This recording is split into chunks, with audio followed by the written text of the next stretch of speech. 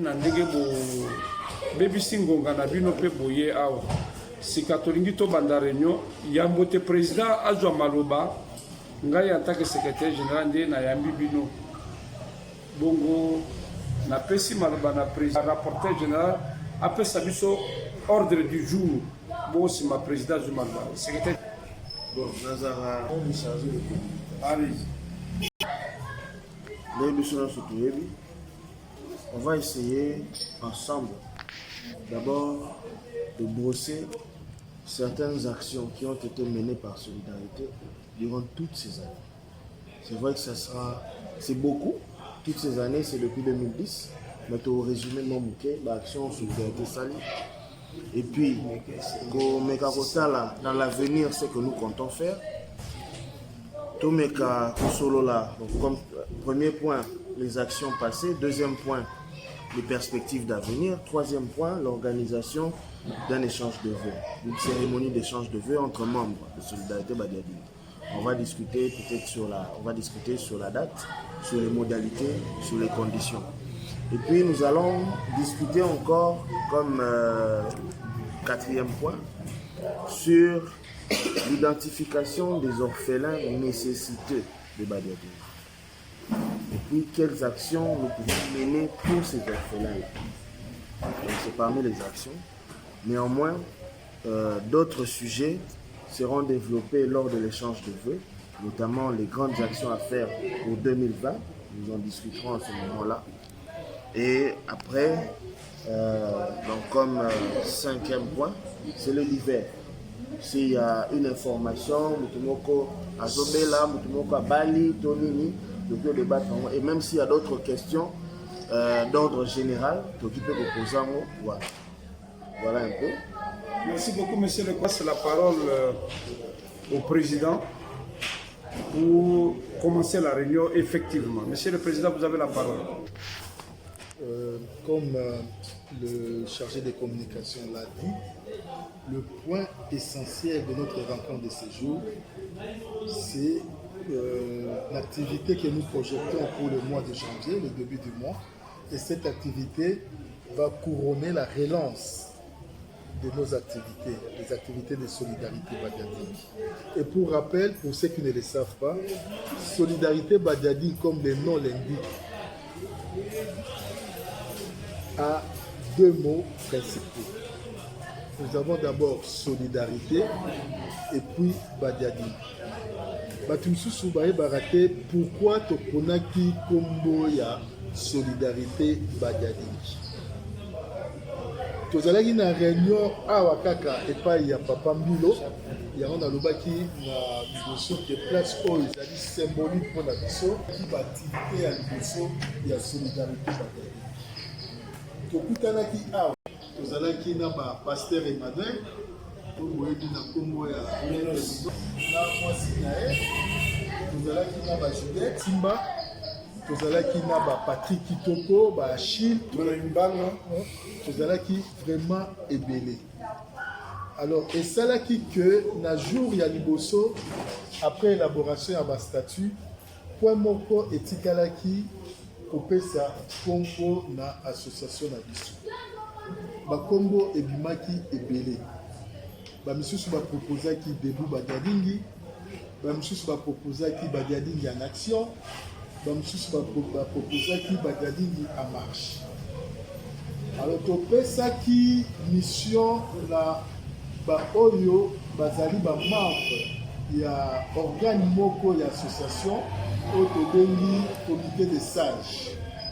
Comité de sages wana ezali dirigé par Pasteur Emmanuel. Simplement balobi bana ya Badiadingi baza ya kofanda te, bana ya Badiadingi baza ya kotele. Badiadingi en action baboyi babi bana ya Badiadingi baza na action na bango basala. Badiadingi en marche la même chose. Balobi topesa Solidarité Badiadingi. Pamba te bango bamondaki ke eloko eza kozanga na bana ya Badiadingi baza liboke te. Mutu na mutu aza komene baction na ye na ndenge na ye na point na ye aza kosala oyo ye amoni malamu. Esengelaki na bana Badiadingi basanga tozala solidaire. Pasi ya moninga ezali pasi na yo, esengo ya moninga ezali esengo na yo. Yango omoni tozwaki kombo ya solidarité Badiadi. Solidarité mpona entraide, solidarité mpona koluka épanouissement ya bana nyonso ya Badiadi. Mpona koluka épanouissement ya bana nyonso ya Badiadi, tozwaki ba axe ebele mpona baction na biso. Tolobaki mwana oyo esengeli mpona a évoluer, il faut akota classe. Donc soutien na biso ezalaka mpona ba jeune na ba étude. Deuxième, kosala effort mpona bana na biso bazwa misala. Mutu na mutu place azali, mutu na mutu oyo amoni occasion a aider ba oyo bazali na biso oyo bazali na misala te. Et puis évidemment, en cas de problème, bana Badiadi, il faut se soutenir. Nayango, pour le premier point, à ce qui concerne les études, pour parler et ça pour évoluer, na INPP, Kokoso Mouké et Zouamaki, ils ont une association Moko, c'est ce que m'a dit à l'INPP, ils ont une association Moko, soutenons nos parents ou quelque chose comme ça. Bazala qui recommandé à niveau à l'écolo, Bazala qui déjà contact na INPP, mais là si ce problème exact, si ce problème à Kati, là-bas na Basoda, pour signer protocole d'accord d'ici là na INPP, qu'on a ban na biso au bazotanga kuna batanga na prix moko na robe na moni, un prix avantagé, un prix avantagé pour nous. Mais tout ce qui peut en être, tu retiens la comboté, mais tu es biso moko kati ya biso solidarité Badiadi est assurée la rappel pour la étude universitaire. Il y a des gens pour lesquels solidarité Badiadi contribue. Tu en as plus ou moins 4 personnes et puis tu en as 22 jeunes tu envoient la casé bango. Je dis bien 22 jeunes. Tous en envoient la pokazé bango na ba structure ebele. Ba dossier na bango ici ba pesaki donc tous en processus soit na pona ba kazé bango. Nous espérons que bango peut place ba rokende ceux qui ba moni pe ouverture ba robenda lisusu ba ninga na bango donc tous en na ba jeune ebele oyo ba rozala na marché du travail. En ce qui concerne l'emploi toujours, nous avons dit que structure Oyo ya Congo, l'unique structure, Office national de l'emploi, Oyo est habilité pour gérer le marché de l'emploi dans la République démocratique du Congo. Nous avons Badiadi, à Salaki conférence Moko, nous avons profité qui Nayango, et cela a fait que à l'issue de cette formation, Mingipe Bazouaki Bakart qui a demandeur d'emploi dans le Bisso Baza trop lent, il faut auto-emploi. Nous tous nous le savons, le marché d'emploi en République démocratique du Congo est vraiment très exigu. Et ce qui fait qu'il faut tout ça l'effort qui est jeune, qui est dans auto-emploi. Et ça, dans Moko Tosungaki, à Salaki Boutique Nae, Solidarité Badiadi n'a fait ça quelques articles. Encore une fois, je vais citer, mais je suis sûr que M. Jean-Marie Baébié, Solidarité Badiadi a fait ça quelques articles. À ça, malheureusement, la gestion n'a pas été bonne. La personne a Kouéaki. Pour ça, prochainement, orienter les jeunes vers l'auto-entrepreneuriat de jeunes. L'entrepreneuriat de jeunes, ce qui va permettre aux jeunes de savoir comment tester pour gérer l'activité à ce qui concerne l'emploi. Ok. Tu vois, le président de la République n'a pas préoccupation, s'il y a une réaction, vous avez la parole. na DGDA bazo processus ya engagement et bandit. Ce qui fait qu'il serait souhaitable, peut-être nous n'aurons pas le temps, soki bazo luka bato ya misala bao batlandaki na formation sur les techniques de recherche d'emploi bayebi il faut okende kotala oyeba profil na yo. Et puis après, soki odépose dossier puisque les années dans il y a ba mariage là-bas. Toyebi bino nyonso ke Solidarité a participé à un mariage il y a Bombala, comment il s'appelle encore? Mia Bombala, quand elle s'est mariée. Il y a Ariane Momena, quand elle s'est mariée. Il y a Elash Lessa, quand elle s'est mariée. Il y a Didi Kouzoma. Il y a Doudou Kambo. Nous avons participé. Et pour le moment, à ce qui concerne le mariage, je vous informe que si Toyokani n'a président Dido, le mariage ou autre cérémonie, la salle nae, où ils en ont très du temps, et ils en ont deux parties. Partie Mokoko na mariage, disons ou autre cérémonie, et partie Moussousou et aux ala funérarium. Pour cela qui déjà na président Dido a dit pour les membres de la solidarité, il est tout à fait d'accord à couper sa biso yango na prix locaux réduit. A ebisinga a couper ça na prix réduit, mais service est aux ayalikolo. Il ne faut pas avoir peur, il y a le prix réduit, donc service est aux ala normal. Mais toujours on négocie, nous vraiment fixer le prix bien en cas de deuil. Nous avons assisté la famille Tchèque 3 fois,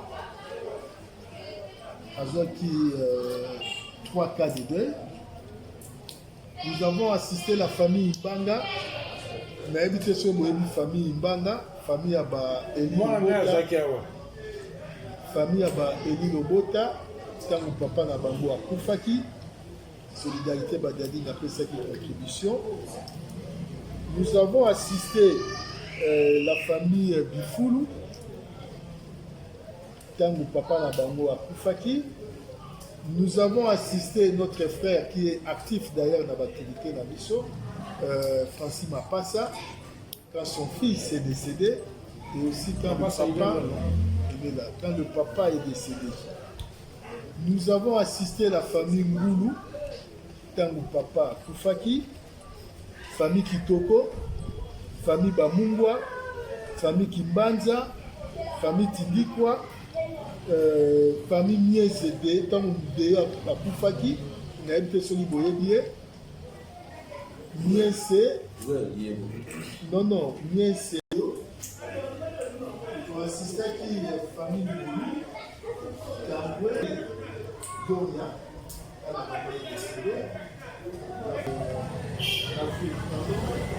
Olga, Koufaki, famille Kouzoma,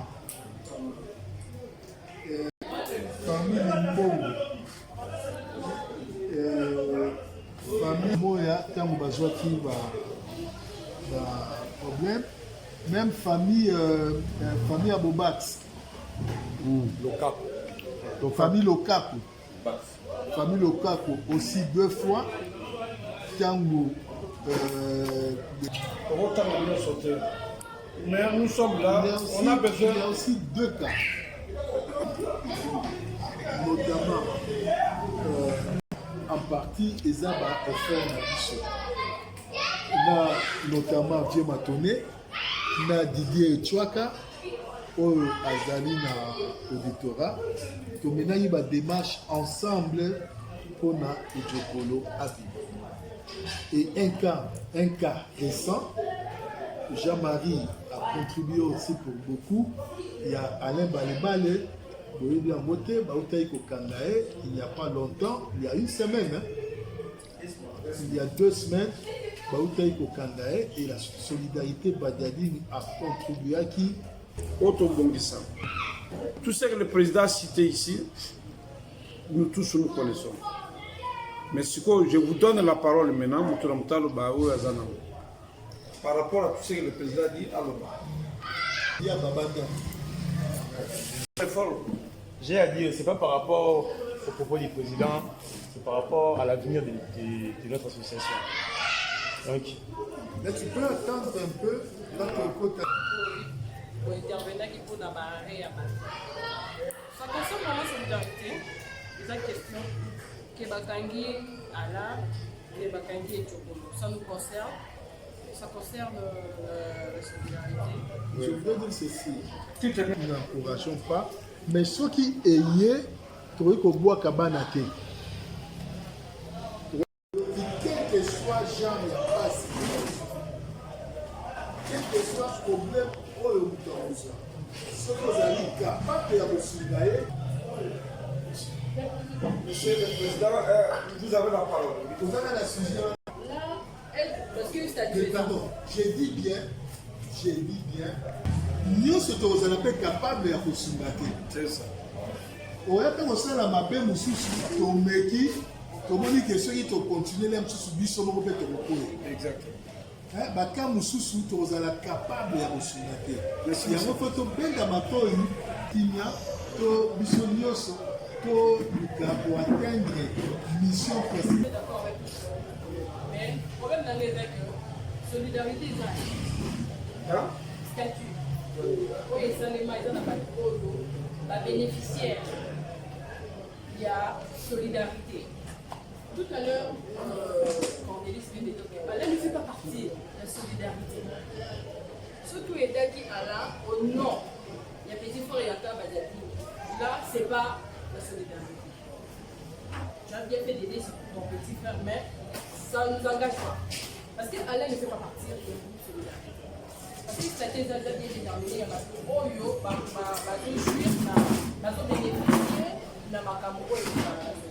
Merci. mais malheureusement, Alain ne fait pas partie ni Djokolo. Moi, je n'ai jamais vu Djokolo. Je ne sais même pas Djokolo. Je ne connais pas. Même Alain n'a plutôt leur monnaie ni la boucle ni par placement. Merci.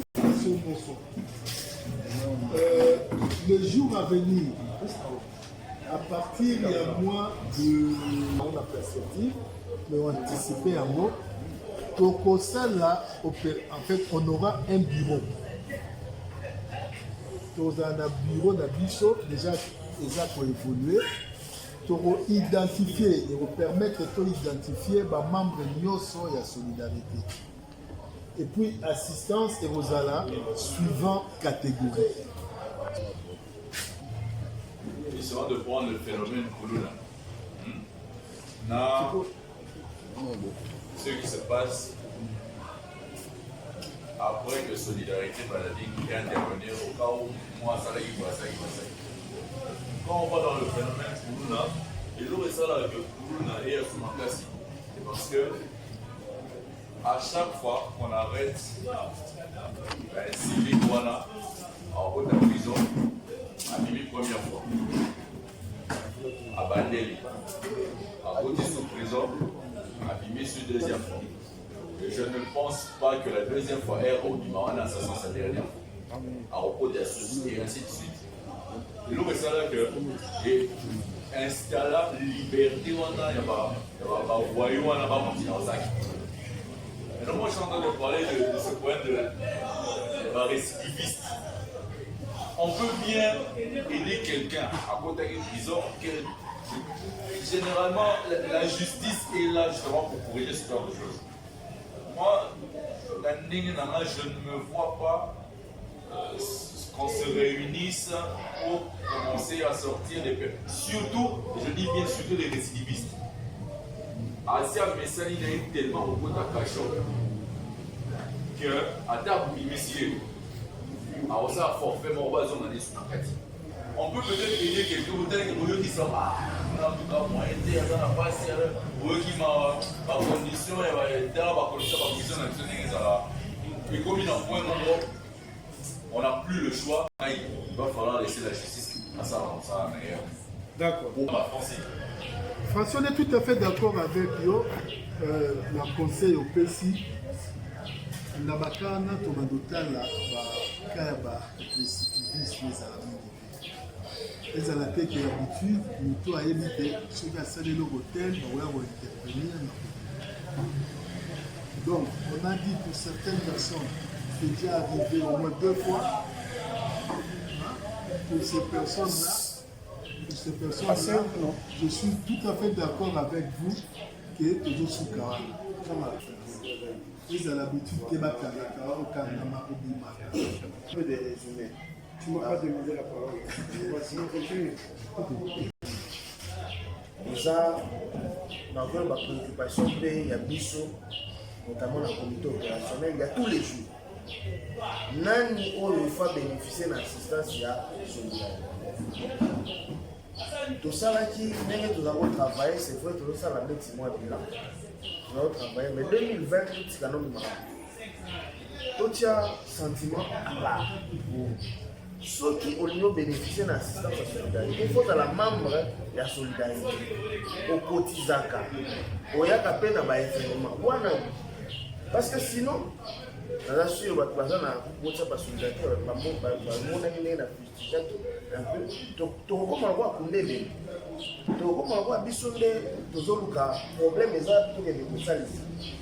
et parfois, il y a des solidarité, c'est ça la vérité. Là, parfois, la bombe individu sont mais la solidarité. Ce n'est pas juste. Ce n'est pas juste parce que le problème est sous. Moutouana zone nous sommes bons, tant que ça avait un problème, pas naïf. Ma mission bon, qui n'a pas solidarité, c'est pas normal. Tant que la mission bon, on a Kambwango, mais Pegaso, tant que solidarité, il y a qui a beau y a peine d'intervention. Mais il y a tellement de missions qui sont bons et qui est dans le cadre de la solidarité et l'équipe est bonne. Ce n'est pas normal. 2020, je suis obligé à que moi, nous avons la perspective d'avenir. 2020, nous devons s'identifier, nous devons faire sa cotisation en année. Nous devons assister.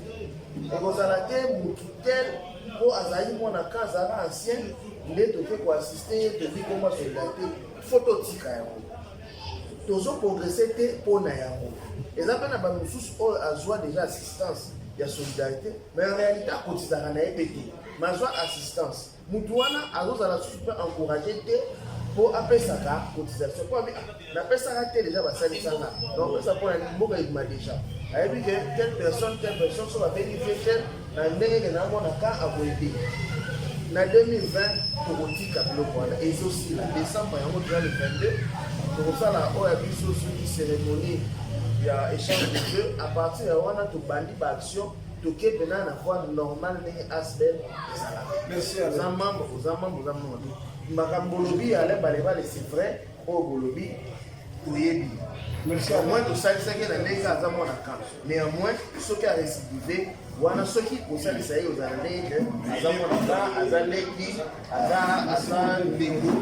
voilà, ils ont peut-être dans les solidarité, ceux qui ont merci.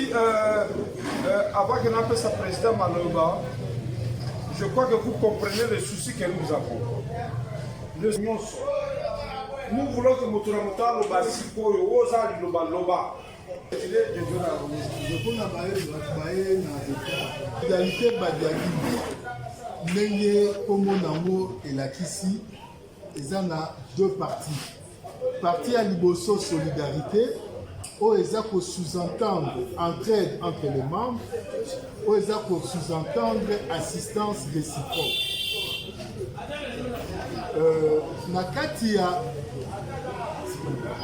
Nakati ya entraide wana, totiaki accent sur 2 éléments principaux. Il y a Liboso. On a babilenge, on a lobby épanouissement. Et seulement, il faut babilenge bakota classe.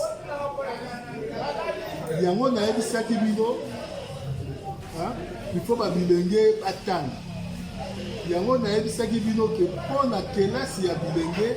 Jusqu'à présent, Solidarité Badiagini a soutenu déjà 4 jeunes. D'abord,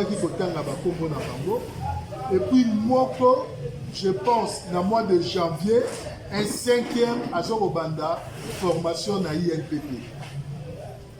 On est allés pour l'habitude.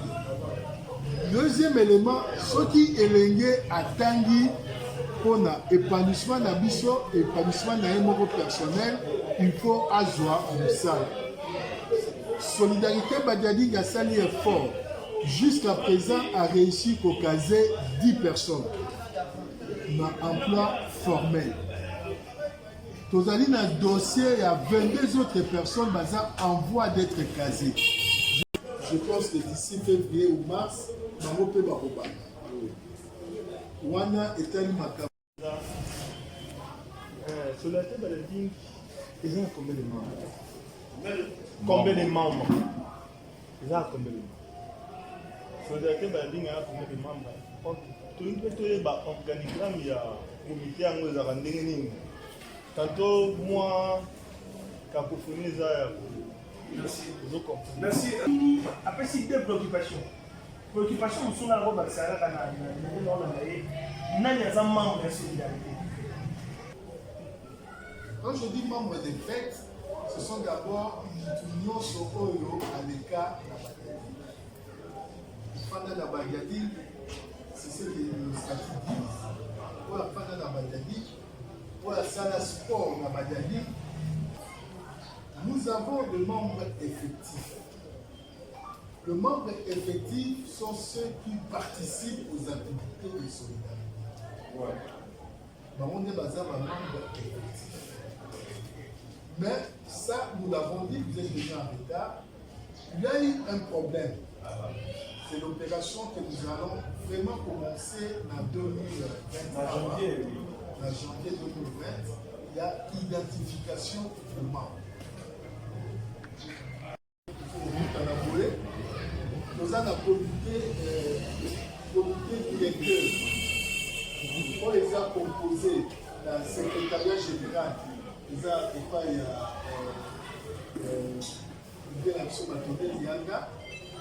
Nous avons une trésorerie.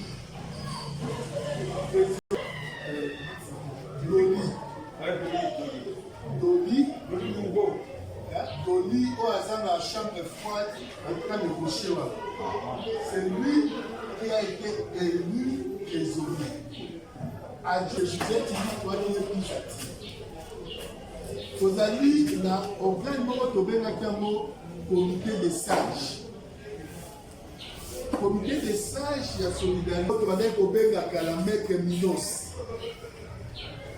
Ye nde azali na kati ya comité des sages wana tozali na pasteur Tom Claude Simba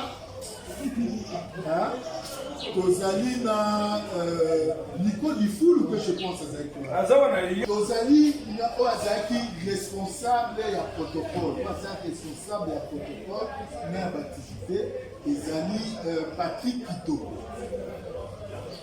mpona koredynamiser baactivité todivisaki Kabadiali na 8 parties. Comité opérationnel ezali coordonné et joue aussi le rôle de la chargé de communication il y a Alain Mou. La carte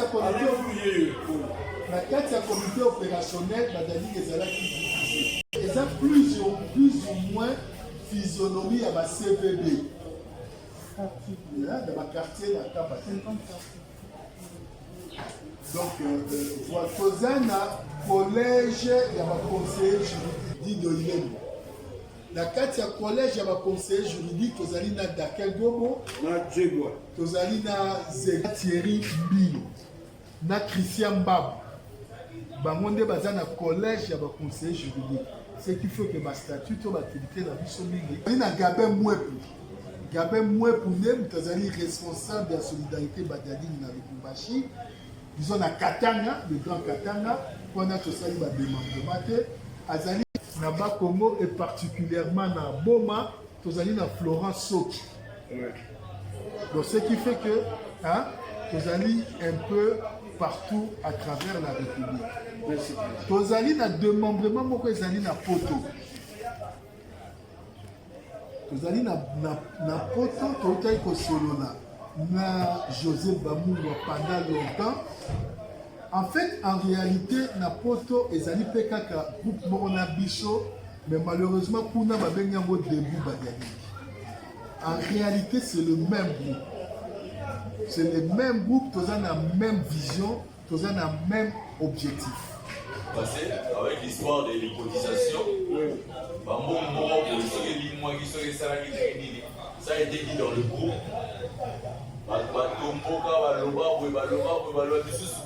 Certaines personnes ont même chez eux, au mal à yoga na matoi nanga, on fait ça la sensibilisation.